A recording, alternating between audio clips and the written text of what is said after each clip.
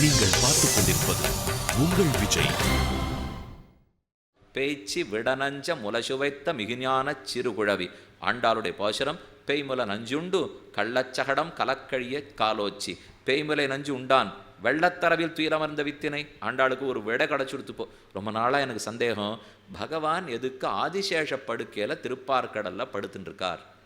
இப்போ பதில் கிடச்சுடுத்தான். பூத்தனை இடத்துல விஷப்பால் குடித்தாரோ இல்லையோ, விஷத்துக்கு விஷந்தானே மாற்று மருந்து. பாம்பு படுக்கையில் போய் படுத்துனுட்டா இந்த விஷம் கொடுத்ததுக்கு மாற்று மருந்துன்னு படுத்துனுட்டார்.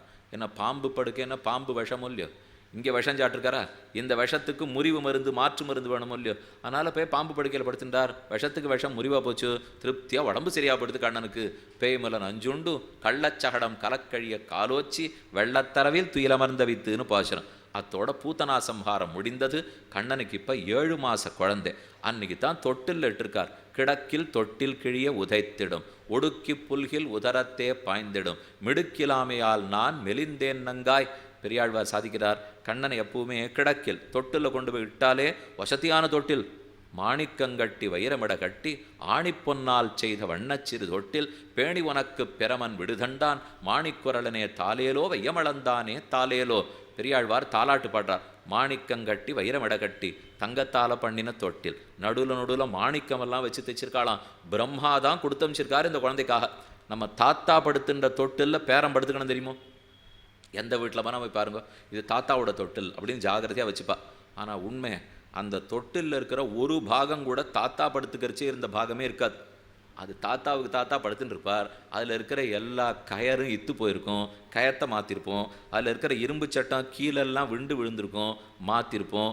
மூங்கில் முழக்கம் உடஞ்சி போயிருக்கும், அதையும் மாற்றிருப்போம். அப்போ அதில் என்ன இருக்குன்னா தாத்தா தொட்டில்ங்கிற பேர் இருக்குது, அவ்வளோதான் இருக்கும்.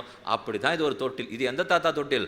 எல்லாருக்கும் பிதாமகர் பிரம்மா ஒல்லியோ, அவர் கொடுத்த அமிச்ச தொட்டில். மாணிக்கங்கட்டி வைரமிட கட்டி ஆணிப்பொன்னால் செய்த வண்ணச்சிறு தொட்டில், பேணி உனக்கு பெரமன் விடுதந்தான் மாணிக்குரலனே தாலேலோ வையமளந்தானே தாலேலோ. ஆலநீள் கரும்பு அன்னவந்தாலோ அம்புயத்தடங் கண்ணினந்தாலோ, வேல நிற தன்னவந்தாலோ வேழப்போதகம் அன்னவந்தாலோ, ஏலவார்குழல் என்மகந்தாலோ என்ன நுண்ணையன் வாயிட நிறைய தாலொலித்திடும் திருவினை இல்லா தாயரில் கடையாயின தாயே. தேவைக்கு அப்புறம் புலம்ப போறா. யசோதைக்கு கிடைச்ச எந்த பாக்கியமும் அவளுக்கு கிடைக்கலையோ இல்லையோ, பெற்றாள் விட்டு கொடுத்தாள், அவ்வளவுதான் தேவகி செஞ்சது. பெறவே இல்லை, அனைத்து இன்பத்தையும் பெற்றாள். அதுதான் யசோதைக்கு இருக்கிற வைபவம். பெற்ற இன்பத்தை அடைந்தவள் தேவகி, வளர்த்த இன்பத்தை பெற்றவள் யசோதே. ஒருத்தி தான், ஒருத்தி தான். இவளுக்கு சமமாக அவாக போகிறதில்லை, அவளுக்கு சமமாக இவாக போகிறதில்லை. அன்னைக்கு தொட்டில் போட்டிருக்கா ஜன்ம நட்சத்திரம். மாதம் ரோகிணி நட்சத்திரத்தை கொண்டாடுவலாம் யசோதே. சுவாமி, எங்களுக்கெல்லாம் வருஷத்துக்கு கொண்டாடுறதுக்குள்ளேயே போருன்னு இருக்குது. அவள் வாளுக்கு வாழ்த்தட்டையெல்லாம் அனுப்புகிறோம். இது வேற இப்போ ஆங்கில தேதி மோகம் அதிகமாக போச்சு. நம்ம என்னைக்கு பிறந்தோமோ அந்த நட்சத்திரம் முக்கியம், அதை மறந்துடக்கூடாது. நம்ம பாட்டுக்கு ஆங்கில தேதினா வசதியாக இருக்கும் இல்லையோ, அவள் அந்த கைத்தொலைபேசி வச்சுக்கிறோம். நமக்கு யாரான ஒருத்தர் வேண்டி வேணால் உடனே அதில் ஒரு தட்டுறோம். தட்டினா இன்னாருக்கு இந்த நாள் பிறந்த நாள். அதில் தட்டினா அது அன்றைக்கி அதுவே ஒரு குறுஞ்செய்தி அமுச்சு விட்டுடுறது. இன்னும் ஒரு 100 ஆண்டிரும் 100 வருஷம் போகிறோம். அவர் ஏற்கனவே பயந்துட்டு இருக்கார், பிறந்த வருஷத்துக்கே என்ன பண்ணுறதுன்னு தெரியலன்னுட்டு. இவா ஒத்தொத்தரும் இன்னும் நிறைய நாள் இதே போல் சந்தோஷமான நாட்கள் உங்களுக்கு திரும்பி வரட்டும்னுட்டா. சந்தோஷமாக இருந்தால் திரும்பி வந்தால் நல்லாயிருக்கும், சந்தோஷமாக இல்லைன்னா அது நல்லா இருக்க போகிறதா? பக்தி இருந்துச்சுன்னா சந்தோஷமாக இருக்கும். அதனால் நட்சத்திரம் முக்கியம். தமிழ் மாதத்தில் எந்த நட்சத்திரத்தில் பிறந்தமோ அதுதான் நம்ம பிறந்த நாள் கொண்டாடணும். இதுதான் தமிழர் பண்பாடு. இது நம்ம நட்சத்திரத்தையே விட்டுட்டோம்னா, ஆழ்வார் ஆச்சாரியர்களெல்லாம் சில நாடுகள்லாம் போய் பார்த்தீங்கன்னா, ஒரு புதன்கிழமை அன்றைக்கி நம்மாழ்வார் நட்சத்திரம் வருதுன்னு வச்சுங்கோ, அவளால் விடுமுறை எடுக்க முடியாது. அதனால் அவள் கொண்டாடுறதே சனி ஞாயிறு தான் கொண்டாடுவா. இது தேவல சுவாமி, எதுவாக இருந்தாலும் விடுமுறை நாளில் கொண்டாடுறதுங்கிறது புது கலாச்சாரம். வேறு வழி இல்லை, பண்ணவானம் பண்ணுறாரோ இல்லையோ அப்படின்னு திருப்திப்பட்டுக்க வேண்டியதான். ஏன் சொன்னேன், மாசாந்திர நட்சத்திரமே கொண்டாடுவலாம்.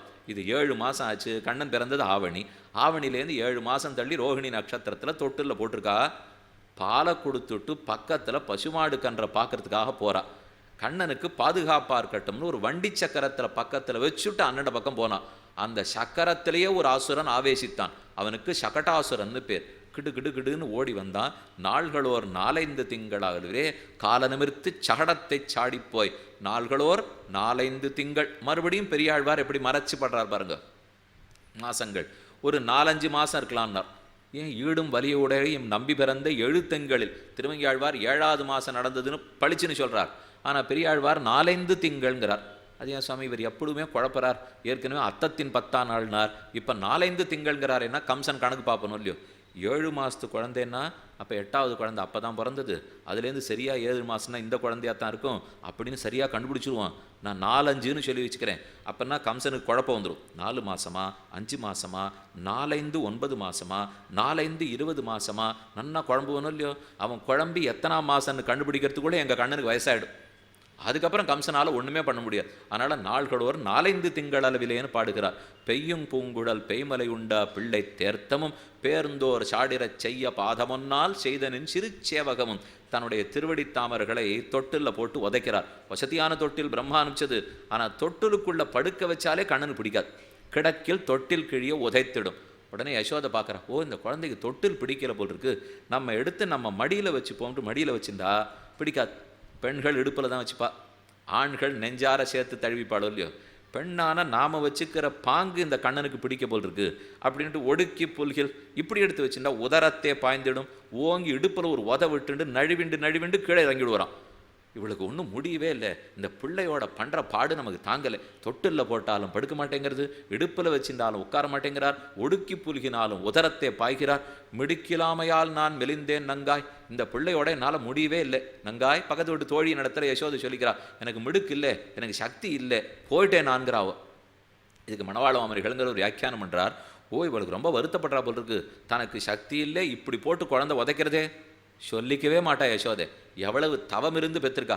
ஒரு குழந்தை நம்மளை உதைச்சதுன்னா என்னால் என் குழந்தை அடியை தாங்க முடியலன்னு சொல்லிப்பாளா.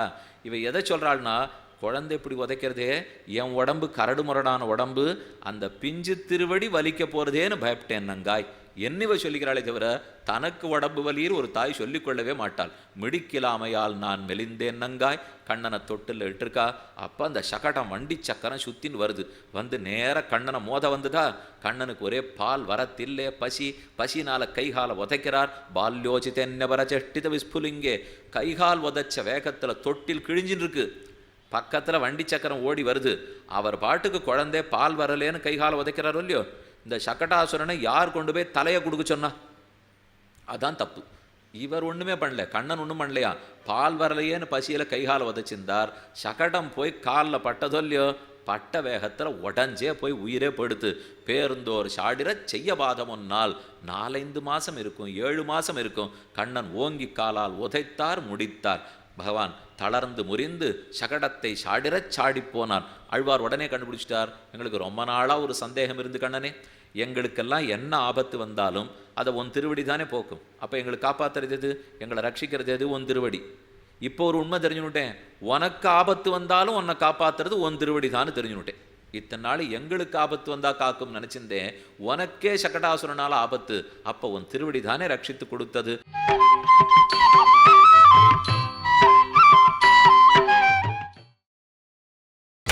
நீங்கள் பார்த்துக் கொண்டிருப்பது உங்கள் விஜய்.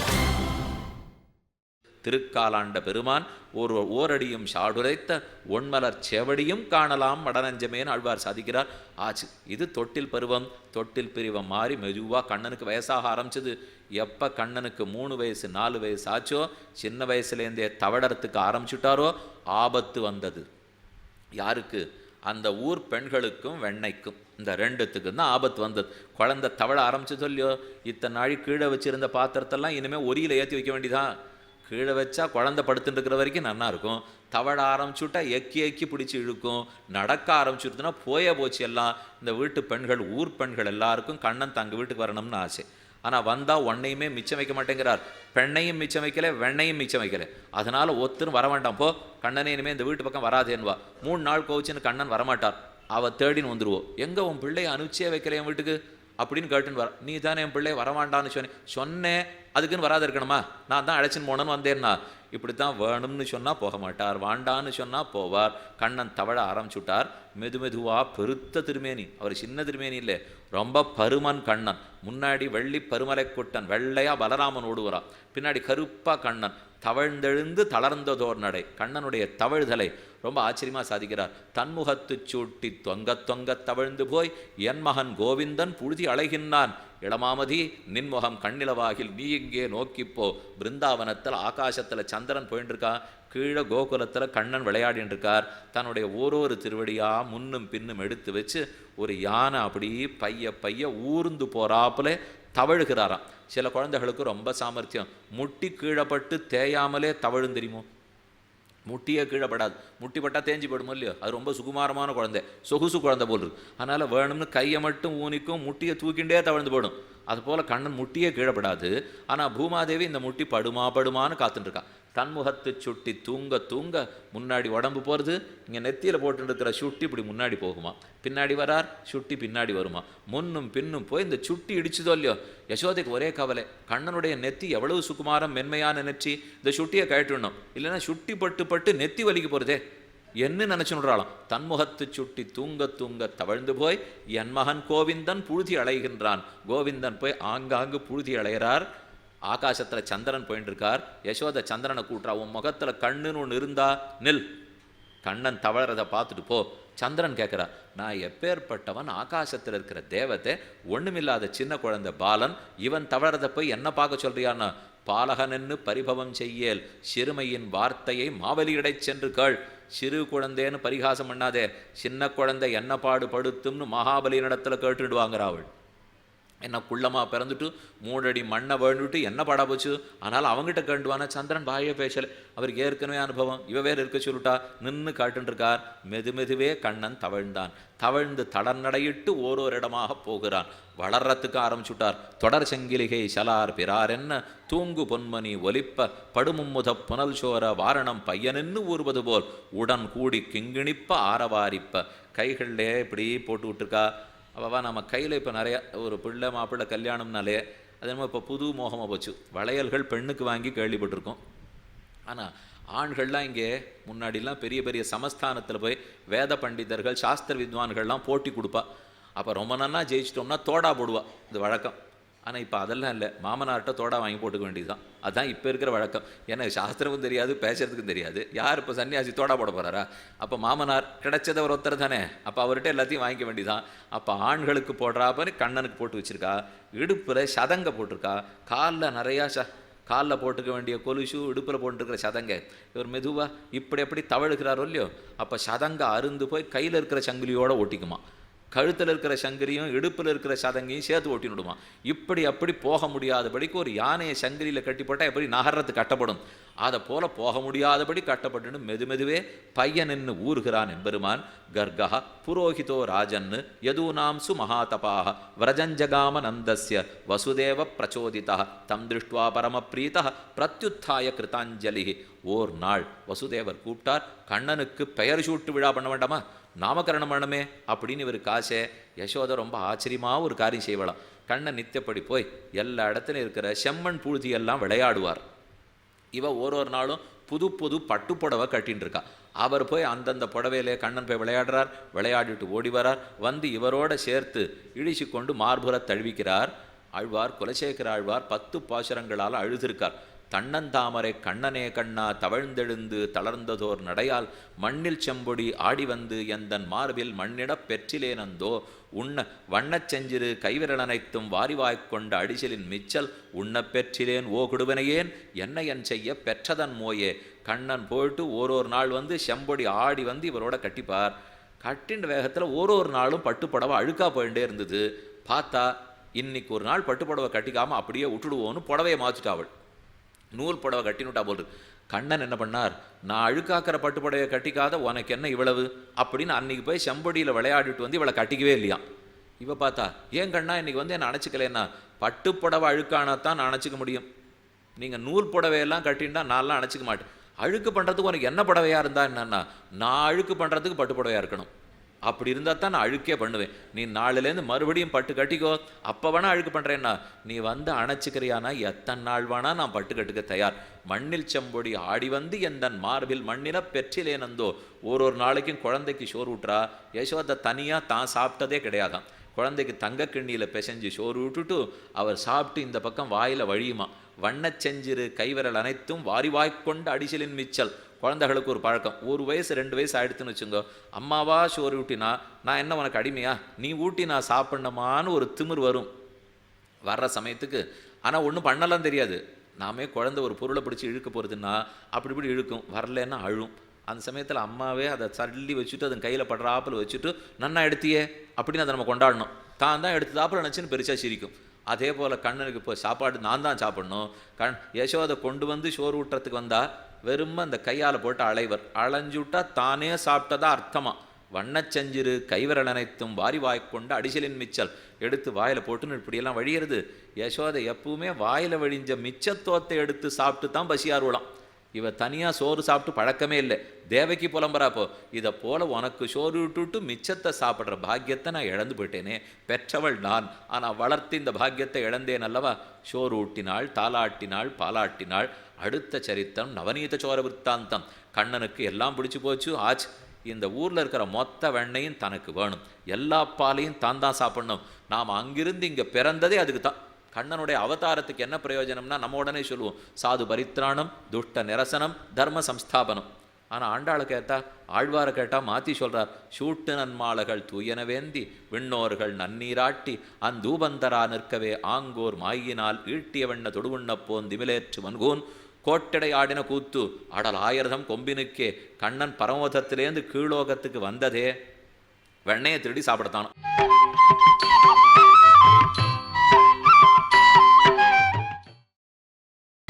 நீங்கள் பார்த்துக் கொண்டிருப்பது உங்கள் விஜய். கண்ணன் பரமோதத்திலேருந்து கீழோகத்துக்கு வந்ததே வெண்ணையை திருடி சாப்பிடத்தானோ. இதில் ஒன்றும் கீதை சொல்கிறதுக்கா வெண்ணையை திருடி சாப்பிட்றதுக்கா? கீதை யார் வேணால் சொல்லிட்டு போவார்ண்ணா, வெண்ணெய் யார் திருடுறது சொல்லுங்கள்? அது கண்ணன் தானே திருடி ஆகணும். பெண்ணை திருடுறதும் வெண்ணெய் திருடுறதும் கண்ணன். கீதை வேணும்னா பண்டித்தாள் நீங்கள் யாரான்னு சொல்லிங்கோ. அதை பற்றிலாம் இவருக்கு இப்போ கவலை இல்லை. அப்போ வெண்ணெய் திருடுறதுக்குன்னே கீழே பிறந்தார். அந்தந்த வீட்டில் வெண்ணையும் ஏற்றி வச்சுருக்கா.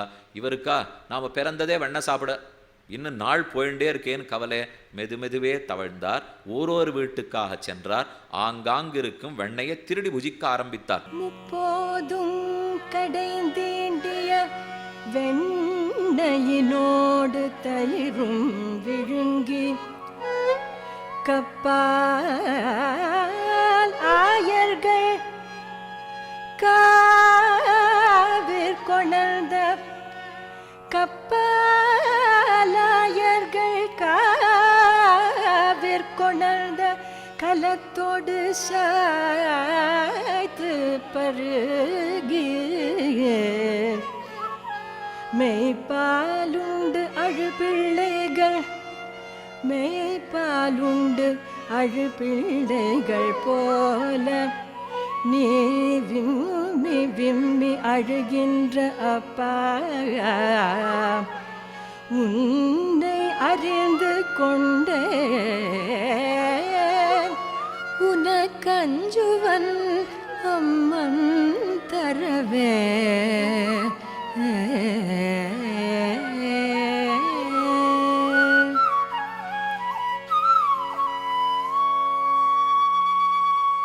காலேன விரஜதால்பேன கோகுலே ராமகேசவோ ஜானுபியாம் சக பாணிபியாம் ரிங்கமானோ உஜஹ்ரது மருவனின் திருநெச்சியில் சுட்டி அசதர மணிவாயினடை முத்தன் தருதலும் உந்தன் தாதையைக் கண்டு ஆர் ஒரு பெண்ணாக வந்து குழந்தை எடுத்து மடியில் வச்சுக்கிறாளாம். கொஞ்சம் குழந்தை வளர ஆரம்பித்த உடனே உங்கள் அப்பா 6 பேர் சொல்லு, அடையாளம் காட்டு, உங்கள் அம்மா 6 காட்டு அப்படின்னு சொல்லுவோம் இல்லையோ. இந்த குழந்தைய மடியில் வச்சுருக்கா.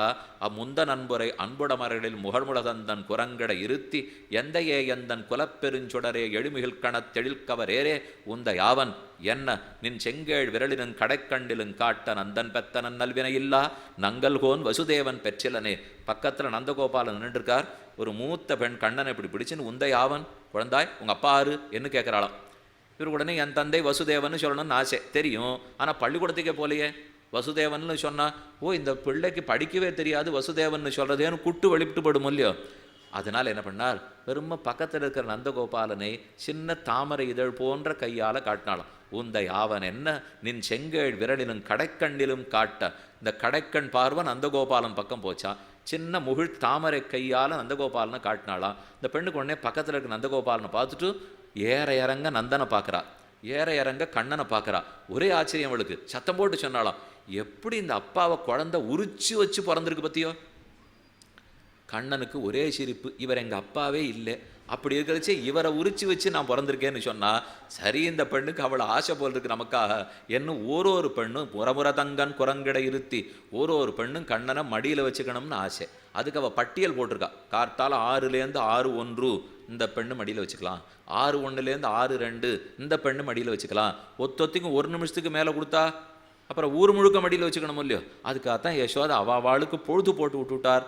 கண்ணனுக்கு வயசாக அவரவர்கள் தாங்கள் பசுமாட்டை கறந்துட்டு இருக்கிறச்சே வத்சான் முஞ்சன்னு ததஸ்து பகவான் கிருஷ்ணா வயசேத் பிரஜபாலகை சஹராமோ விரஜஸ்திரீணாம் சிக்ரீடே ஜனயன் முதம் கிருஷ்ணஸ்ய கோப்யோ ருச்சிரம் வீக்ஷ கௌமார சாபலம் வத்சான் முஞ்சன்னு क्वचित् असमये क्रोश सञ्जातः सः मर्कान् भोक्ष्यन् विभजति सचेन्नात्ति भाण्डं विनत्ति.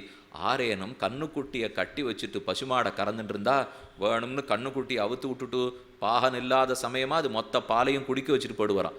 திரும்ப வந்து இடையன் கடக்க ஆரம்பிக்கச்சே பாலே வரலையேன்னா ஹாஹான்னு சிரிப்பறான். நான் தான் கண்ணுக்குட்டி அவுத்து விட்டேன், அது மொத்த பாலையும் சாப்பிட்டுட்டு படுத்தோ இல்லையோ. கண்ணினவா ஓலை கட்டி கடிய சகை முகைத்து கண்ணுக்குட்டியினுடைய வாலில் பட்டாசு கட்டி விட்டுடுவாரான். அது அப்படி இப்படி குதிச்சுன்னு போச்சா ஓஹோன்னு வெடிக்கிறது, வெடிச்ச வேகத்தில் இன்னும் குதிச்சுன்னு ஓடும். ஊரே அல்லோல கல்லோலப்பட்டு போடும். பசுமாட்டு பின்காலை கட்டி வச்சுட்டு கரப்பாளோ இல்லையோ, பின்னம் கைத்து அவுத்து விட்டுடுவான். பசுமாடு இடையனை ஓங்கி ஒரு உதைக்கும், அவன் கீழே உருண்டு போய் விழுந்துடுவான். நான் தான் நேராக மாட்டின் மடியில் பாலை குடிச்சுக்கிறேன்னு சொன்னேன்னு இல்லையோ, அதை விட்டுட்டு உன்னை யார் இப்போ பாத்திரத்தை வச்சுன்னு கலக்க சொன்னா, அதனால தான் உன்னை நன்னா போட்டேன் அப்படின்னு சொன்னால் ஒத்தொத்தருக்கும் இந்த பிள்ளை என்ன பண்ணுறதுனே தெரியல. திருட்டு ஒரு நாளல்ல பல நாள் திருட்டு. ஆங்காங்கு மாட்டின் மடியில் திருடினது மட்டுமல்ல, ஒரு ஆச்சாரிய நடத்துல ரொம்ப அழகாக போய் கேட்டார். ஒரு ஆழ்வார் இப்படி பாசுரம் பாடியிருக்கார். நாள்களோ விரலை வாய்த்து வந்த வெண்ணெய், விரலோடு வாய்த்து வைந்த வெண்ணெய்னுட்டு விரலை கொண்டு போய் வெண்ணெயில் வச்சாராம். எடுத்து இப்படி வாயில் வச்சுட்டார். வச்ச சமயத்தில் இந்த விரலோட கையோட வெண்ணையோட ஒத்தி வந்து பிடிச்சிட்டான்னா. இந்த கையும் மெய்யுமா பிடிக்கிறதுன்னு சொல்கிறோம் பாருங்க. அதை போல் விரலோடு வாய்ந்து வைத்த வெண்ணெய், விரலில் வெண்ணெய் வச்சு சொட்டார், எடுத்து வாயில் வச்சிருந்தார், ஒத்தி பிடிச்சிட்டா. இது ஒரு ஆழ்வார் பாசுரம். வெள்ளிமலை இருந்தால் ஒத்த வெண்ணெய் வாரி விழுங்கிட்டு கல்வன் உறங்குகின்றான். இன்னொரு ஆழ்வார் சொல்கிறார், வெள்ளிமலையை போல மேருமலை அளவுக்கு வெண்ணெய் வச்சிருந்தேன், மொத்தத்தையும் எடுத்து சாப்பிட்டுட்டு குழந்தை ஒன்றும் தெரியாது போல தூங்கிட்டு இருக்கார். நஞ்சியர் போய் பராசர பட்டர் இடத்துல கேட்கிறார், இது என்ன ஒரு ஆழ்வாரானா தொட்ட உடனே பிடிச்சிட்டாளுங்கிறா, இன்னொரு ஆழ்வாரானா வெள்ளிமலை அளவுக்கு வெண்ணெய் சாப்பிட்டதா சொல்கிறார், எது உண்மை? யாரோ ஒரு ஆழ்வார் பொய் சொல்கிறார்னார். பட்டர் பதில் சொன்னாரா, ஒரு பொய்யும் இல்லை, நீ என்னமோ திருட்டு ஒரு நாள் திருட்டுன்னு நினச்சிட்டு இருக்கே, திருட்டு பல நாள் திருட்டு. ஒரு நாள் வெள்ளிமலை அளவுக்கு திருட்டு, இன்னொரு நாள் கையை வைக்கச்சேவே பிடிச்சுட்டா. இதுவும் திருட்டுண்டு அதுவும் திருட்டுண்டு. கண்ணன் திருடுறதுக்காக போகிறச்சே கௌஸ்துப ஸ்வஸ்தி தீபம் தன்னுடைய திருமார்பிலே நீலநாயக கல், ஸ்ரீரங்கத்தில் போனால் நம்பெருமாளுடைய திருமார்பில் சேவிச்சிருக்கீழல் 5 கல் சேர்ந்த நீலநாயக கல்.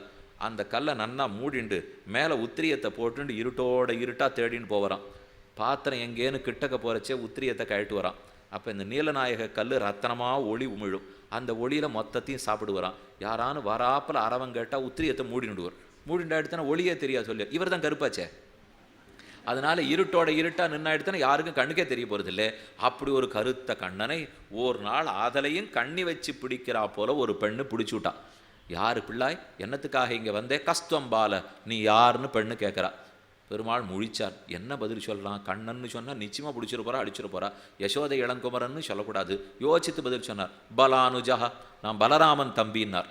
அந்த ஊரில் பலராமனுக்கு ரொம்ப சாது பிள்ளைன்னு பேர். நான் அவன் தம்பியோ இல்லையோ ரொம்ப சாது, அதை நீங்கள் புரிஞ்சுக்கணும். அதனால தான் நான் பலராமன் தம்பி, இவர் பேரையே விட்டுட்டார். நீ யாருன்னு கேட்டால் பலராமன் தம்பின்னா. இப்போ புரிஞ்சுட்டு ஓ சாமர்த்தியமாக பேசுகிறது பிள்ளை.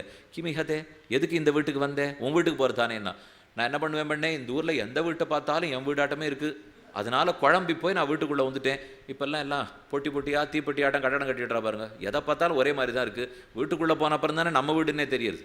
அதனால் இப்போ அடுத்த கேள்வி கேட்டா, வாஸ்தவம் உன் வீடுன்னு நினச்சி நீ வந்துட்டேன் மன்மத்திரா சங்கையா, வந்தவன் அந்த மண்ணு பாத்திரத்துக்கு பக்கத்தில் நின்று ஏதோ கை வச்சுருக்கியே, எதுக்கு? அவன் இன்னும் விடலை. நீ யாருன்னு கேட்டால் பலராமன் தம்பிங்கிறார். எதுக்கு இந்த வீட்டுக்கு வந்தேன்னா என் வீடுன்னு நினச்சின்னு வந்துட்டேங்கிறார். எல்லாம் சரி, மண்ணு பானையில் எதுக்கு கை வச்சே? கண்ணன் பதில் சொன்னார், என்னோட பல கன்றுக்குட்டிகளில் ஓர் கன்றுக்குட்டியை 4 நாட்களாக காணோம். அது எங்கே என்று தேடிக்கொண்டிருந்தேன். ஒருவேள் உன் வீட்டு பானைக்குள் ஒளிந்து கொண்டிருப்பதோ என்பதற்காக பார்க்க வந்தேன். அவ இன்னும் நிதானமாக கேட்டா, கிடைச்சுதா கண்ணுக்குட்டின்னா?